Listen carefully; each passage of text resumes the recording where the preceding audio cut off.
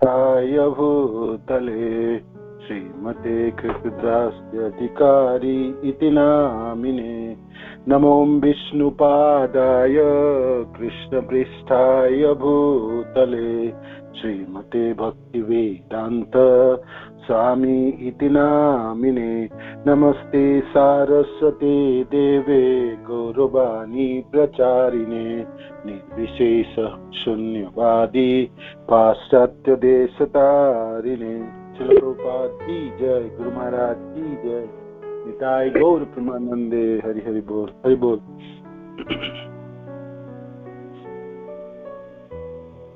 जय जय श्री चैतन्य जय नित्यानंद जय अद्वैत चंद्र भक्त वृंद। जय जय श्री चैतन्य जय नित्यानंद जय अद्वैत चंद्र जय गौर भक्त वृंद। जय जय श्री चैतन्य जय नित्यानंद जय अद्वैत चंद्र जय गौर भक्त वृंद। श्री चैतन्य महाप्रभु की जय, श्री नित्यानंद गोसाई की जय, श्री अदित ठाकुर की जय, श्री गदाधर पंडित की जय, श्रीवास आदि गौर भक्त वृंद की जय, निताय गौर प्रेमानंदे। हरि हरि। श्री चैतन्य चरितामृत आदि लीला अध्याय 4 श्लोक संख्या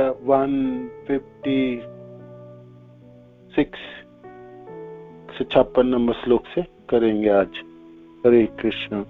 भगवान कृष्ण की निजी अभिलाषा, प्रथम अभिलाषा हमने पढ़ ली है। दूसरी अभिलाषा की भगवान कृष्ण की माधुरिमा। भगवान कृष्ण सोच रहे मैं बहुत सुंदर हूँ, देखने में मेरा रूप तो अपूर्व है, अद्भुत है, अनंत है, और इसी रूपों के आस्वादन तो राधा रानी अकेली करती है, और मैं इस अपने रूपों के आस्वादन में खुद करना चाहता हूँ।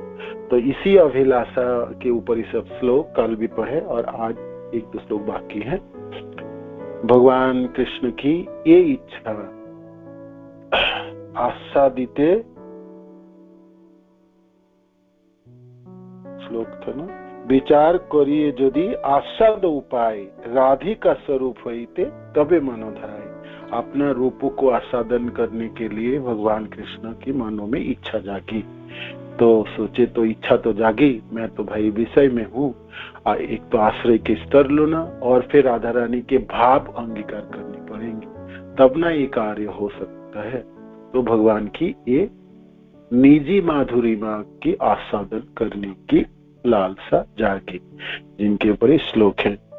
तो फिर भगवान कृष्ण की तरह तरह की सुंदरता है जो गोपी जनों ने वर्णन किए हैं। भगवान बहुत सुंदर है, तो गोपी जन कहती हैं हे विधाता, 2 आंख क्यों दिए, और ऐसे रूपों की झाड़ी है, माने झांकी है, और ये अपूर्व रूपों की आस्वादन दर्शन उनके हृदयंगम करना इस 2 आंखों से कैसे संभव है। कोटि नेत्र नाही दिल सबे दिल दोई, ताहाते निमेषे कृष्ण की देखिब मोई। करोड़ों आंख तो दिए नहीं, सिर्फ 2 आंखें दिए, और उसमें भी पल के दे दिए, आच्छादन कर दिए।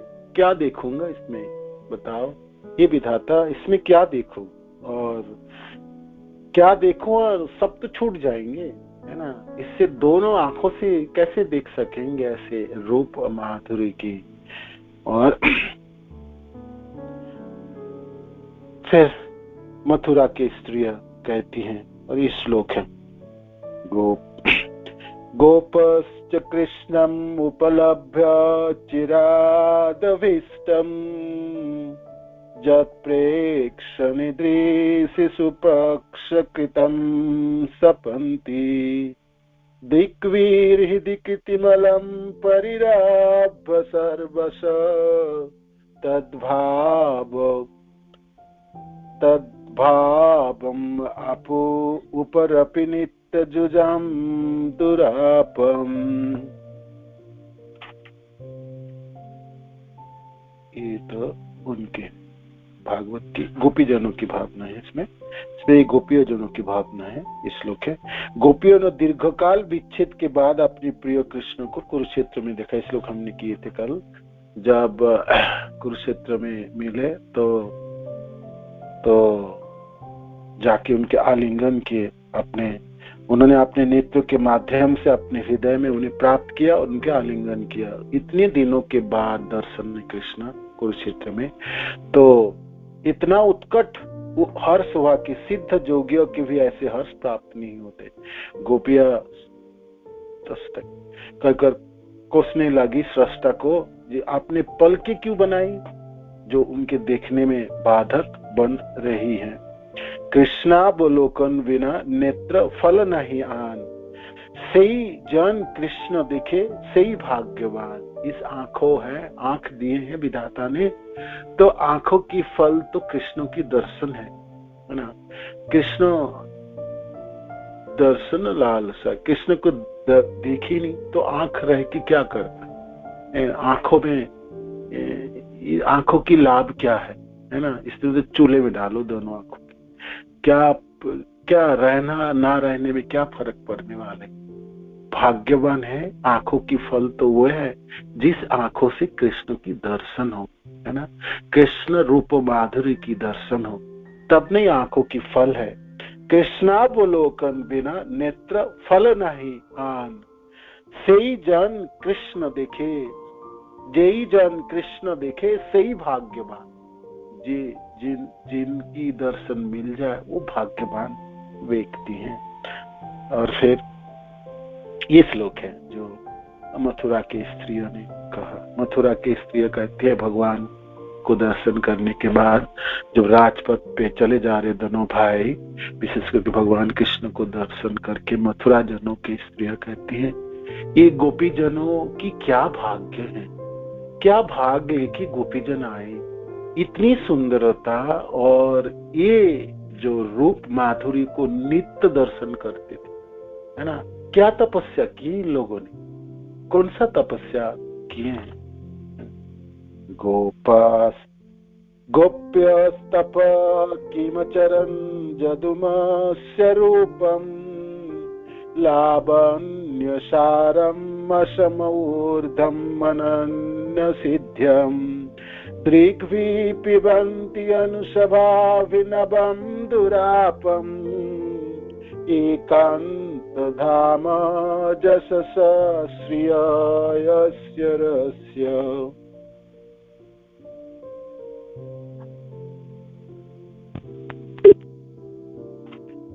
मथुरा की स्त्रियों ने कहा, ना जाने गोपियों ने कौन सा तप किया है ना।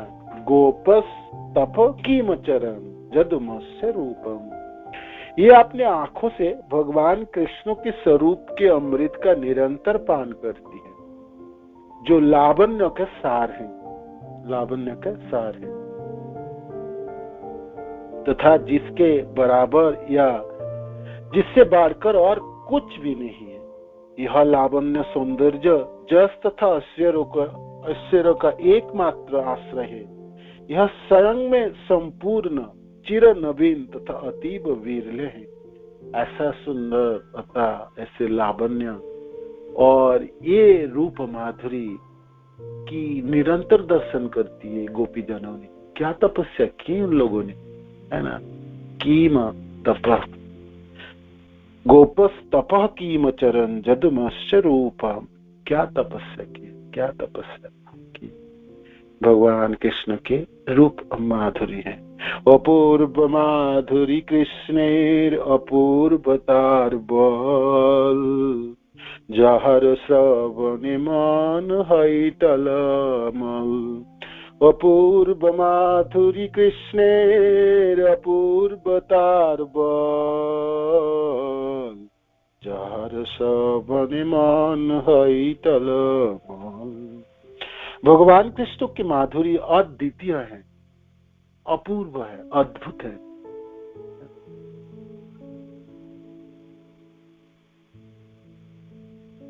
और उनकी बल भी अद्वितीय है, अपूर्वतार बल।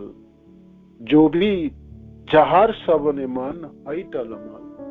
श्रवण मात्र से मन उद्वेलित हो उठते हैं, टलमल अस्थिर हो जाती है मन। कृष्ण की रूपों की वर्णन किसी ने सुने और स्थिर नहीं रह सकते। कोई नर नारी कोई भी सुन ले, स्थिर कैसे रहे? उनके मन तो चंचल हो ही जाता है। ऐसे अद्भुत रूप है। नर नारी की तो बात छोड़ दीजिए, पशु पक्षी आदि सब आकर्षित हो जाते हैं और स्वयं कृष्ण भी अपने रूपों में आकर्षित हो जाते हैं। अद्भुत रूप है, अपूर्वतार बल। जहार श्रवणे मन हई टलमल, अस्थिर हो जाते हैं मन, स्थिर नहीं रह पाए। कैसे रह पाए? कृष्णेर माधुर्य कृष्णे उपजय लोभ, सम्यकास्वादिते नरे मने रहे क्षोभ। कृष्णेर माधुर्य कृष्णे उपजय लोभ, सम्यकास्वादिते नरे मने रहे क्षोभ। भगवान कृष्ण की जो सौंदर्य है, उस सुंदरता की माधुरिमा को आस्वादन करने के लिए लालसा बढ़ गई भगवान कृष्ण की। स्वयं कृष्ण अपने रूप के आस्वादन करने के लिए लालायित हो, किंतु कैसे करे? तो स्वयं विषय में है। रूपमान व्यक्ति अपने रूपों की कैसे आस्वादन कर पाए, है ना? उनकी तो दूसरी तरफ होनी पड़ेंगे, जो उस रूप को दर्शन करते हैं और फिर दर्शन करने वाले दर्शनार्थी की भावना को ग्रहण करनी पड़ेगी। तो भाई करते कौन है? कृष्ण की इस सुंदर रूप राशि को तो राधा रानी उपभोग करती, आस्वादन करती। राधा रानी अपने हृदय से राधा रानी अपने हृदय से, अपनी आंखों से, अपनी इंद्रिया से इस रूपों की जो रूप राशि है, उसके लावण्यों की निरंतर आस्वादन करती हैं। तो भगवान कृष्ण की मनों में जाग उठी आज लालसा, जी मेरी रूपों की मैं खुद दर्शन कर पाता, उपभोग कर पाता, आस्वादन कर पाता तो बहुत अच्छा। भगवान की द्वितीय लालसा है, लालसा नंबर 2 है। यही तो द्वितीय हेतुर कहिल विवरण, तृतीय हेतुर ये बे सुनह लक्षण। ये दूसरा कारण है जो मैंने वर्णन किया हूँ। कृष्ण की 3 अभिलाषाएं हैं। प्रथम मैंने वर्णन कर दिया, कविराज गोस्वामी कहते हैं। दूसरा भी मैंने वर्णन किया। भगवान कृष्ण की निजी इच्छा है, निजी अभिलाषा है। जो राधा रानी की भाव हो मेरे हृदय में, राधा रानी की भावना को मैं ग्रहण कर पाऊं और उसी भावना से मैं अपने रूप राशि के, अपने रूप माधुरिमा के आस्वादन कर पाऊं। तो ये कृष्ण की दूसरी अभिलाषा है। आगे तीसरी अभिलाषा, तीसरी कारण, अत्यंत निगूढ़ यही रसे रसिध्यांत, स्वरूप गोसाई मात्र जाने न एकांत। अत्यंत निगूढ़ है, गुप्त है ये सिद्धांत। भगवान की ये तीसरी अभिलाषा अत्यंत निगूढ़ है और ये अत्यंत निगूढ़ ये सिद्धांत है।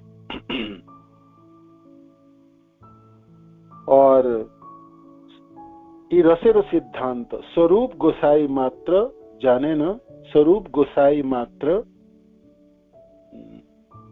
जाने न एकांत। तो कौन जानते हैं? सिर्फ एक व्यक्ति जानते हैं इस निगूढ़ तत्व को, और वो है स्वरूप दामोदर गोस्वामी, महाप्रभु की पार्षद तथा उनके सेक्रेटरी और उनके साथ जो जगन्नाथपुरी में विराजमान रहे महाप्रभु के साथ। जब महाप्रभु संन्यास होकर जगन्नाथपुरी में पधारे, रहने लगे, स्वरूप दामोदर भी काशी से वहां पर पहुंचे, महाप्रभु की सेवा में आदमी को नियोजित किए। स्वरूप दामोदर गोस्वामी जानते हैं, ये ललिता सखी है ना गौर लीला में। तो ये जानते हैं, ये व्यक्ति जानते हैं जो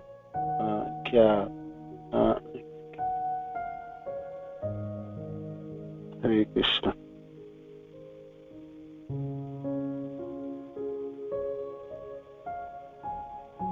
माता जी, राधा सेविका माता जी, आप अपने वीडियो ऑन किए क्या? एक सेकेंड। हरे कृष्ण।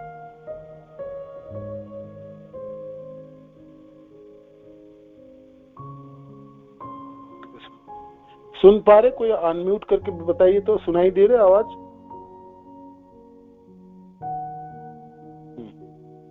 हरे कृष्ण। हरि बोल। हरे कृष्णा प्रभु जी, आवाज आ रही है? प्रभु जी आवाज आ रही है? Okay ji Prabhu ji, thank you. तो अत्यंत निगूढ़ ये रसेरो सिद्धांत, ये निगूढ़ है, गुप्त है, और सिर्फ स्वरूप दामोदर गोस्वामी इनके विषय में ठीक से जानते हैं। जेवा के हो अन्न जाने से होता होइते, चैतन्य गोसाईर ते हो अत्यंत मर्म जाते। कोई और व्यक्ति जानते हैं तो वो व्यक्ति इसलिए जान पाते हैं, उन्होंने भी स्वरूप दामोदर गोस्वामी से सुने होंगे, है ना, तभी वो जान पाए। कविराज गोस्वामी कहते हैं यदि कोई अन्य व्यक्ति इसे जानने का दावा करता है तो उसने उनसे ही सुना होगा, क्योंकि ये श्री चैतन्य महाप्रभु के अत्यंत अंतरंग पार्षद थे। तो ये जो तीसरी कारण है, भगवान की निजी इच्छाओं में से तीसरी लालसा है, तो ये अत्यंत निगूढ़ है और स्वरूप दामोदर गोस्वामी जानते हैं, और किसी और व्यक्ति कोई जानते हैं तो उन्होंने भी स्वरूप दामोदर गोस्वामी से सुने होंगे। तो क्या है वो लालसा, भगवान कृष्ण की निजी इच्छा क्या है? तो आइए आप सुनते हैं। गोपीगणेर प्रेमेर रूढ़ भावनाम, विशुद्ध निर्मल प्रेम कभु नहीं काम। श्री गोपीजन की जो प्रेम है भगवान कृष्ण के प्रति, उसको रूढ़ भाव कहलाता है। और ये निर्मल विशुद्ध प्रेम है, ये कामना नहीं है। दो शब्द व्यवहार होती है, काम और एक प्रेम। तो गोपीजनों की जो संबंध कृष्ण के साथ है, गोपीजनों की जो भावना कृष्ण में है, वो प्रेम है, और ये विशुद्ध निर्मल प्रेम है, ये कामना ही नहीं है। हालांकि बाहर से देखने में तो लगता कामना जैसे, है ना। तो प्रेम एव गोपरामनम काम ईतम अगम प्रथम इति उद्धव आदयो अपि ईतम वांछन्ति भगवत प्रिया। गोपियों का शुद्ध प्रेम काम के नाम से विख्यात हो गए। संसार में गोपीजनों की जो शुद्ध प्रेम तो काम के नाम से विख्यात हो गए, है ना। और श्री उद्धव जैसे भगवान के प्रिय भक्त, निजी भक्त, उस प्रेम के आस्वादन करने की इच्छा करते हैं। कामनाओं के नाम से ये विख्यात हो गए, किंतु ये काम नहीं है, कामना ही नहीं है, तो विशुद्ध प्रेम है, निर्मल प्रेम है, जिसको रूढ़ भाव कहलाते हैं। काम प्रेम दोहाकार विभिन्न लक्षण, लोहार हेम जैसे स्वरूपे विलक्षण। काम और प्रेम, इनकी दो विषय है और इनकी लक्षण भी अलग अलग हैं, पृथक हैं, पृथक हैं। जैसे लोहा और सोने, लोहा और सोने की गुणावली अलग अलग है, पृथक है, एक जैसा नहीं है। आप सोने को रख दे और दूसरे में लोहे रखें, कोई नहीं बोलेंगे लोहा और सोना दोनों एक ही जैसा है। काम और प्रेम दो विषय, पृथक विषय वस्तु हैं, उनमें कोई मेल ही नहीं है, गुणावली उनकी पृथक पृथक है। तो क्या है, क्या आत्म इंद्रिय प्रीतिवांछा तारे बोली काम, कृष्ण इंद्रिय प्रीति इच्छा थरे प्रेम नाम। आत्म इंद्रिय प्रीतिवांछा तारे बोली काम, कृष्ण इंद्रिय प्रीति इच्छा धरे प्रेम नाम। निजी इंद्रियों की जो इच्छा है, निजी इंद्रिय तृप्ति की जो इच्छा है, तारे बलि काम, वो काम नहीं है। अपने इंद्रियों की परितृप्त करना, अपने इंद्रियों को तृप्त करना, ये जो इच्छा है, अपने इंद्रियों को तृप्त करने की इच्छा, वो काम के नाम से जाना जाता है। कृष्णेन्द्रिय प्रीति इच्छा धरे प्रेमना, और कृष्ण की इंद्रियों की प्रीति व कृष्ण को सुख देने की जो इच्छा, कृष्ण की इंद्रियों की तुष्ट करने की इच्छा जो है, उनको प्रेम कहलाता है। तात्पर्य श्रील प्रभुपाद जी। प्रामाणिक शास्त्र में शुद्ध प्रेम का वर्णन निम्न प्रकार से हुआ है। सर्वथा ध्वंस रहितम सत्यपि ध्वंस कारणे जत भाव बंधनम युनो सो प्रेमा परिकीर्तितः। यदि प्रेम संबंध के ध्वंस होने का पर्याप्त कारण होने पर भी यह ध्वंस नहीं होता है, तो ऐसा घनिष्ठ प्रेम संबंध शुद्ध कहलाता है। प्रेम व्यापार में प्रेमिक और प्रेमास्पद के बीच संबंध टूटने की सारी कुछ कारण है, सब कुछ कारण थे, किंतु सब कारण होने के बावजूद भी वो नहीं टूटता और संबंध नष्ट नहीं होता, तो वो संबंध को शुद्ध कहलाता है, प्रेम रूपी संबंध कहलाता है। शास्त्र में वर्णन है। आश्रित गोपियां कृष्ण से ऐसे ही शुद्ध प्रेम से बांधी थी।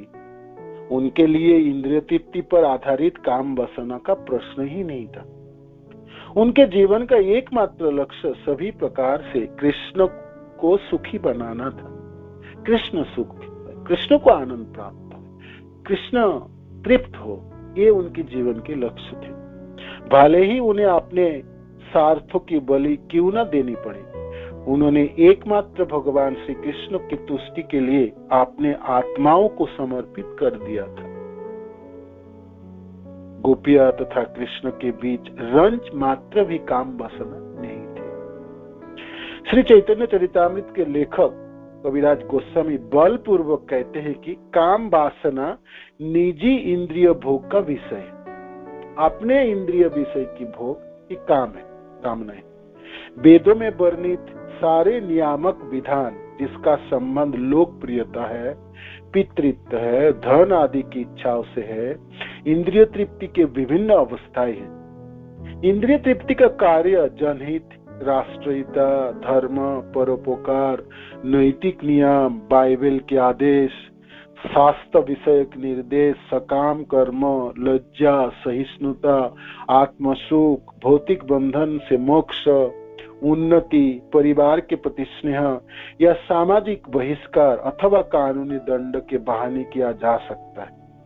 किंतु ये सब इंद्रिय तृप्ति के उपविभाग ही है। ये सारे उपविभाग है। कोई इंद्रिय तृप्ति स्थूल स्तर में होगा या सूक्ष्म स्तर में है, तो इंद्रिय तृप्ति ये सब लोकहित, परोपकार, सामाजिक नियम, लोकाचार, सांसारिक नियम, पारिवारिक नियम, पारिवारिक कारण, ये कारण, वो कारण, वो कारण, ये सब उपविभाग है इंद्रिय तृप्ति के, है ना, सब उपविभाग। ये सारे उत्तम कार्य मूलतः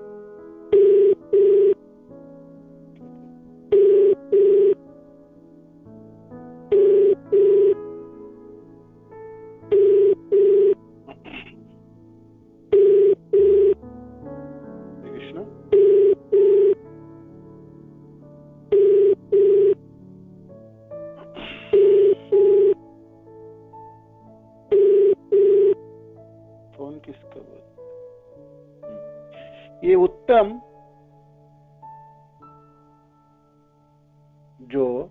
ये सारे उत्तम कार्य मूलतः अपनी खुद की इंद्रिय तृप्ति के लिए संपन्न किए जाते हैं, क्योंकि इन बहु विज्ञापित नैतिक तथा धार्मिक नियमों को लागू करते समय कोई भी व्यक्ति अपने स्वार्थ की बलि नहीं दे सकते। किंतु इन सबसे ऊपर एक दिव्य अवस्था होती है जिसमें व्यक्ति अपने आप को परम भगवान श्री कृष्ण के सनातन सेवक मानता है। इस सेवा भाव में संपन्न किए जाने वाले सारे कार्य शुद्ध भगवत प्रेम कहलाता है, क्योंकि ये श्री कृष्ण की चरम इंद्रिय तृप्ति के लिए किया जाता है। यह इंद्रिय तृप्ति का कार्य कहलाता है। ऐसे कार्य कभी स्थूल रूप में तो कभी सूक्ष्म रूप में दिखे जाते हैं। तो कामनाओं की वर्णन श्रील प्रभुपाद यहाँ पर करते हैं। जे अपने इंद्रियों की स्थूल तृप्ति या सूक्ष्म रूप में तृप्ति वो कामनाएं कहलाएगा। कृष्ण, भगवान कृष्ण की इंद्रियों को, कृष्ण को सुख देना, कृष्ण को तृप्त करना, कृष्ण की संतुष्टि विधान के लिए जो कार्य है, जो संबंध है, वो प्रेम कहलाएगा। कामेरो तात्पर्य निज संभोगो के बल, कृष्ण सुख तात्पर्य मात्र प्रेम तो प्रबल। कामेर तात्पर्य है, काम वासना का प्रयोजन है निज संभोगों के बल, अपनी संभोग, अपनी इंद्रिय तृप्ति, अपनी इच्छा की पूर्ति है। प्रेमिक और प्रेमास्पद के बीच मानो कि आप जिसे प्रेम करते हैं, आप अपनी कामनाएं, अपनी इच्छा पूर्ण करना चाहते हैं, तो वो काम कहलाएगा। जब आपकी कोई इच्छा ना रहे, सिर्फ अपने प्रेमास्पद की इच्छा की लिए आपने सब कुछ बलिदान करते हैं, तो वो प्रेम कहलाता है। तो यहाँ पर काम की प्रयोजन निजी संभोगों के बल, अपनी निजी इच्छाओं की पूरी, निजी इंद्रिय तृप्ति के पूरा करता है। कृष्ण सुख तात्पर्य मात्र प्रेम तो प्रबल, किंतु कृष्ण की, भगवान कृष्ण की सुख भोग की ध्यान रखता है और इसलिए यह अत्यंत शक्तिशाली होता है। वो प्रेम है, प्रेम तो प्रबल। लोक धर्म, वेद धर्म, देह धर्म, कर्म, लज्जा धैर्य देह शोक, आत्म शोक मर्म, दुस्तेज आर्यपत निज परिजन, सजन कर ये जत ताड़न भत्सन, सर्व त्याग करी करे कृष्णेर भजन, कृष्ण शोक हेतु करे प्रेम सेवन।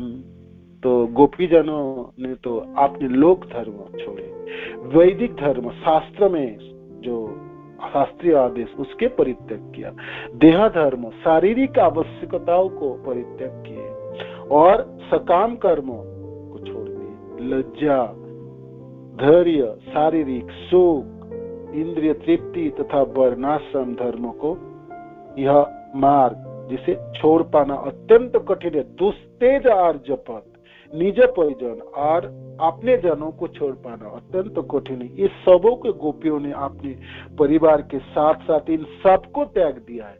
अपने परिवार को छोड़े, परिजनों को छोड़े, अपने स्वामी, अपने पति पुत्र सुता, है ना, सबको परित्याग किए। लोक धर्म छोड़ दिए, लज्जा छोड़े, धीरज छोड़े और शास्त्र धर्म छोड़े। देह धर्म, शारीरिक जो जरूरत है, प्रयोजन, उसको उन्होंने परित्याग कर दिया। सकाम कर्मों को परित्याग कर दिया और सबसे बड़ी बात, निजी जनों को परित्याग करना दुस्तेज है ना, दुस्तेज है। किंतु ये सबको गोपियों ने सब कुछ त्याग दिया। किसके लिए? कृष्ण के लिए, कृष्ण के लिए, कृष्ण सुख के लिए, भगवान कृष्ण की संतुष्टि के लिए।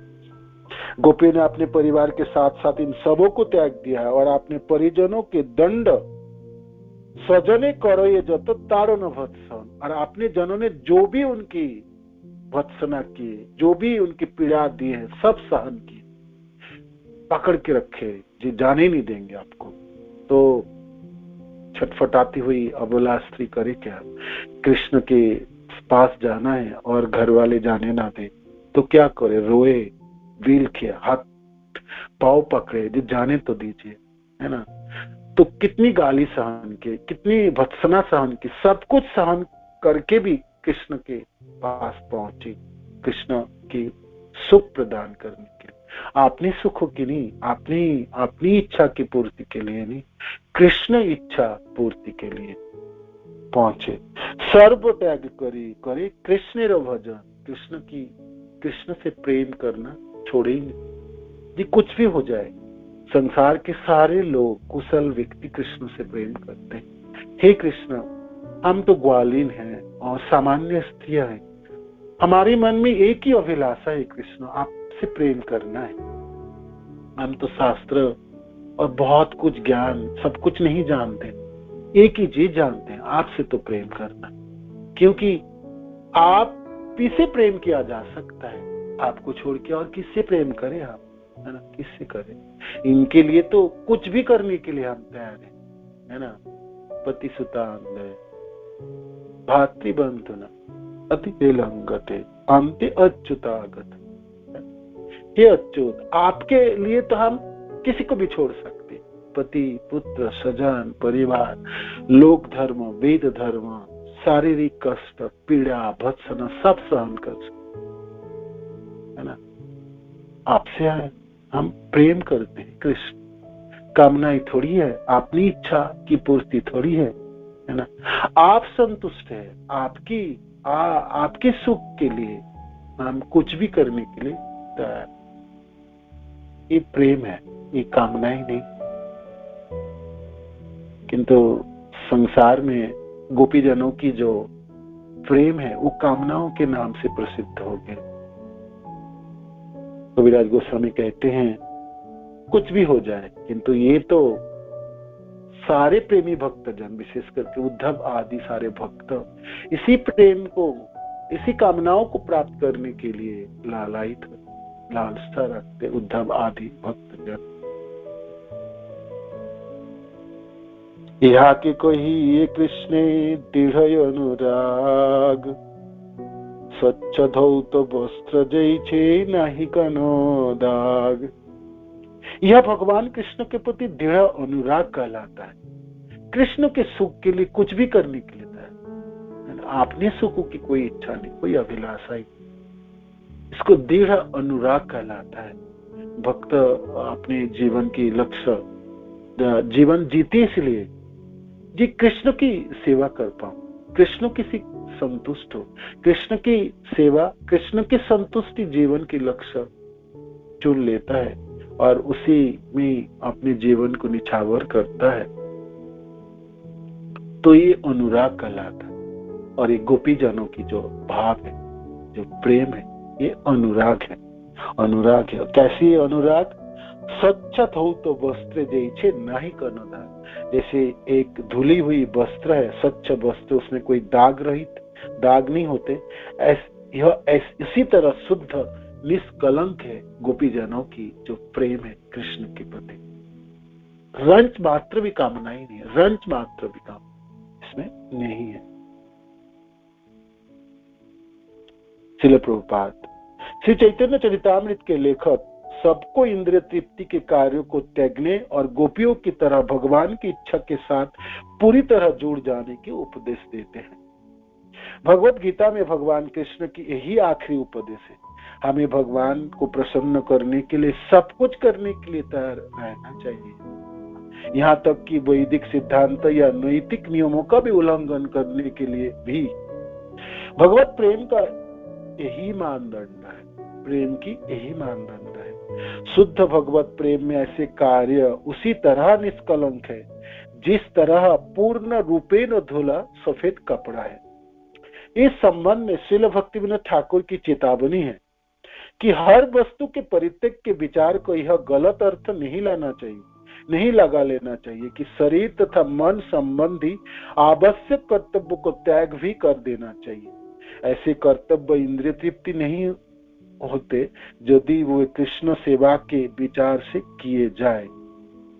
इस संबंध में श्रील भक्तिविनोद ठाकुर की चेतावनी है कि हर वस्तु के परित्याग के विचार का यह गलत अर्थ नहीं लगा लेना चाहिए कि शरीर तथा मन संबंधी आवश्यक कर्तव्य का त्याग भी कर देना चाहिए।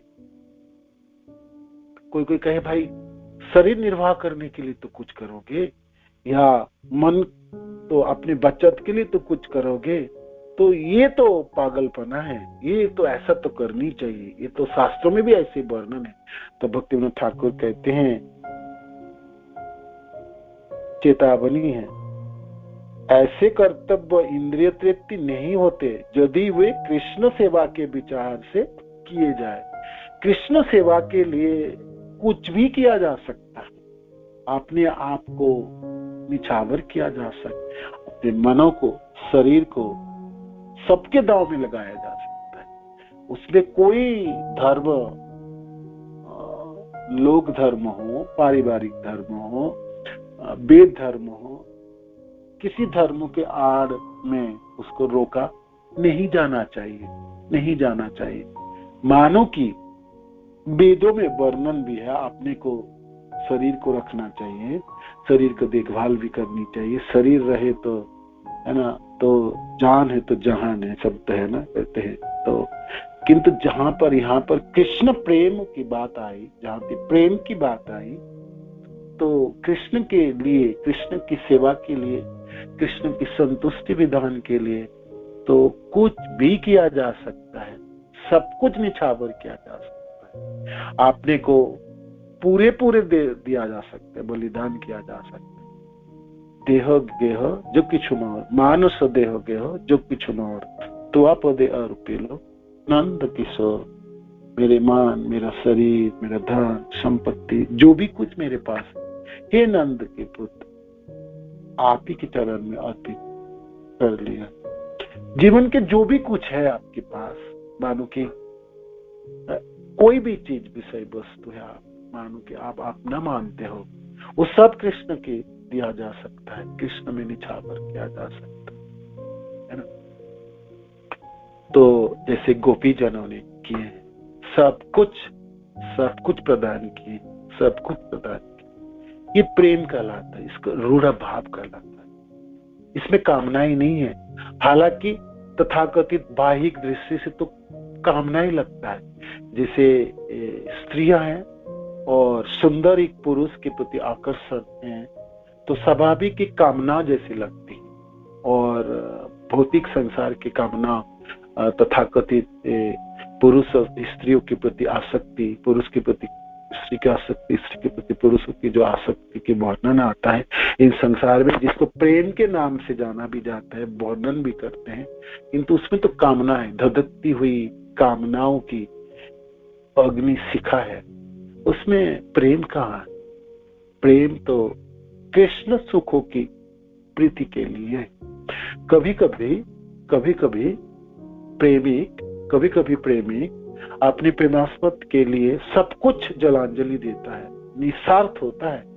तो कोई थोड़ी बहुत उदाहरण इस संसार में मिलती है, उसको देख के संसार के लोग अचंभित होते हैं और सदियों से सोचते ऐसे कैसे संभव, ऐसा कैसे कर लिया इन लोगों ने। उदाहरण के तौर पे सब हम जानते, हीर राजा या लैला मजनू कहो, या शाहजहां या मुमताज के अंदर जो ताजमहल है ना। तो आप सब जानते ही हैं, शाहजहां जो बादशाह है, उन्होंने मुमताज जो उनकी बेगम है, उनको एक आगरा की बाजारों से खरीद किए थे। दासी प्रथा तब थी ना, दासी प्रथा। तो ऐसे घोड़े में सवार घूमते फिरते शाहजहां जो तो उनके आंखें पड़ गई स्त्रियों के ऊपर, है ना, जो दासी के रूप में बेचा जा रहे थे। तो उनको खरीद लिए उन्होंने, खरीद करके उन्होंने अपने लाए महलों में, तो उससे विवाह रची, उनकी पत्नी बनाए और उनकी जितनी भी रानियां थे उनके सर्वोपरि उनको पाटरानी बनाए। और उनसे कामना होगी, किंतु इस कामनाओं में थोड़ी सी प्रेम तो झलकती हुई। तो जब वो चल बसी तो उनकी उस समाधि बनाई ताजमहल। और जब अपने निजी पुत्र औरंगजेब शाहजहां को बंदी बनाए तो पिता से पूछे इच्छा व्यक्त करो, तो उन्होंने ये इच्छा व्यक्त की, ये पुत्र मेरे को तो आप इसी जगह में बंदी बना के रखना जिसमें आपने दोनों आंखों से उस ताजमहल को मैं देख पाऊं और मेरी मुमताज को मैं याद कर पाऊं। तो शाहजहां एक बादशाह है और ये एक भौतिक उदाहरण है, किंतु अपने जीवन भर उन्होंने मुमताज के प्रति जो भावना व्यक्त किए हैं, ये सबों को अचंभित करने वाले हैं और उनमें निस्वार्थता है ना। जीवन के अंतिम क्षणों तक अपने आंखों में अश्रु विसर्जन करते हुए वो अपने मुमताज को याद किए और उनकी समाधि को दर्शन करते हुए अपने शरीर को छोड़े थे। तो वो ये ताजमहल की ये समाधि जो हम सब दर्शन करने जाते हैं, उनकी पत्थरों में, उनकी इमारतों में, तो वो झलकती है ना। इस भौतिक संसार में जहाँ सर्वत्र कामनाएं दधकती हुई शिखा, लेलिहान शिखा पता चलते, कामना ही कामना है, उसमें से भी थोड़ी बहुत भी जो फर्क लाती है, एक दो घटनाएं हम सबों को आचंबित करने वाले होते हैं और सबों को सदियों तक उनमें उनके प्रति आकर्षण उत्पन्न करता है। ये ऐसा कैसे था? तो कवि कहते हैं ना, ये पाथर नहीं है, उसमें तो दोनों हृदय की अंतरात्माओं की पुकार है जो उस पाथरों में प्रतिध्वनित होती हैं। तो कभी आप ताजमहल जाइए तो आपने उस पाथरों में शाहजहां के प्रति ममताज या ममताज के प्रति शाहजहां की कामना कहेंगे, या मैं तो उसको प्रेम ही कहलाता है ना। ये है जो एक दो घटनाएं आपको दिखती है और सबों को अचंभित करती है, जिस कामनामयी संसारों में ऐसा होते भी है क्या, ऐसा होते भी है। तो ये प्रेम की बातें आई जहाँ गोपी जनों की, में तो एक छोटी सी उदाहरण दी, हालांकि इसमें तो इसके साथ नहीं बैठता है उदाहरण। तभी भी इस संसार में कभी कभी किसी संबंध में भी यहाँ तो सर्वत्र कामना ही है, प्रेम तो है नहीं। श्रील प्रभुपाद जी उदाहरण देते हैं, एक जगह पे वो प्रेम झलकती है जिसमें माता और संतानों के बीच में है ना, अपने पुत्र संतानों के प्रति जो स्नेह है उनमें कामना ही नहीं होती, उनमें तो प्रेम झलकती है। तो होगी भाई कोई संबंध में जिसमें निस्वार्थता होती है, जिसमें कोई कामना ही ना होती होगी, आपकी कसौटी तो होगी, कामना ही है, माने कि किसी इच्छा की पूर्ति के लिए, अपनी इच्छा की पूर्ति के लिए संबंध है तो फिर वो काम होगी। हाँ, दूसरे तरफ व्यक्तियों की इच्छा की पूर्ति के लिए अपने जीवन के निछावर कोई किसी ने किए हैं तो उसमें प्रेम झलकेंगे, ये कसौटी है। तो यहाँ पर आगे गोपीजनों की जो रूढ़ भाव है, जिसको जो कामना ही नहीं है, रंच मात्र भी कामना है, वो तो प्रेम है। अतएव यहाँ के कहिए कृष्णेर दृढ़ अनुराग, स्वच्छ धौत वस्त्र जैछे नाही कनो दाग। अतएव काम प्रेमे बहुत अंतर, काम अंध तम प्रेम निर्मल भास्कर। इसलिए काम और प्रेम में तो बहुत भेद है। काम तो अंधतम है, अंधेरा है, अंधकार है, और प्रेम निर्मल भास्कर, निर्मल सूर्य के प्रकाश की तरह है, सूर्य के समान है। अतएव गोपी गणेर नाही काम गंध, कृष्ण शोक लागे मात्र कृष्ण से संबंध। इसलिए गोपी जनों की तो कोई काम गंध नहीं है, कृष्ण के सुख के लिए ही कृष्ण से संबंध स्थापन किए हैं, कृष्ण के साथ उनका संबंध एकमात्र उनके सुख के लिए ही। जत्ते सुजात चरणाम्बरोः स्तनेषु, भीतासने प्रिय दधिमहि कर्कशेषु, तिनाट विमटसि तद्वत तेन किं स्वेत्, कुर्पादिवीर भमति धीर भवदायु सामनः। हे प्रिय गोपीजनों के उद्गार, आपके चरण कमल इतने कमल हैं कि हम उन्हें अपने वक्षस्थल पर डरती हुई धीरे से रखती हैं कि कहीं आपके चरणों में चोट ना लग जाए। हमारे प्राण एकमात्र आप पर आश्रित है, हमारे प्राण एकमात्र आप पर आश्रित है, हे कृष्ण। इसलिए हमारे मन इस आशंका से भरे रहते हैं कि आपके कमल चरण जंगल के मार्ग पर चलते हुए कहीं कंकड़ों से छत विक्षत ना हो जाए। आत्मशोक दुख से गोपीर नहीं कविचार, कृष्ण शोक हेतु चेष्टा मनोव्यवहार। गोपियों ने अपने सुख या दुख की तनिक भी परवाह नहीं करते, उनकी सारी शारीरिक तथा मानसिक चेष्टा भगवान कृष्ण को आनंद पहुंचाने की दिशा में लगी रहती हैं। कृष्ण सुख हेतु चेष्टा मनोव्यवहार, कृष्ण लगी आर सब करे परित्याग, कृष्ण शोक हेतु करे शुद्ध अनुराग। कृष्ण के लिए सब कुछ छोड़ देते हैं, सब कुछ उन्होंने परित्याग कर दिया। कृष्ण सुख हेतु करे शुद्ध अनुराग, और कृष्ण के सुख देने के लिए उनमें शुद्ध अनुराग है, शुद्ध अनुराग है, शुद्ध अनुराग है। उन्होंने कृष्ण के लिए अपना सब कुछ त्याग दिया है। कृष्ण के सुख देने के लिए उनमें शुद्ध अनुराग है। एवं मदर्थ जीत लोक वेद सानम ही मयानुवृत्त ही अबला, मया परक्ष भजता तिरहितम मासुई तो महार्थ प्रिया प्रिया।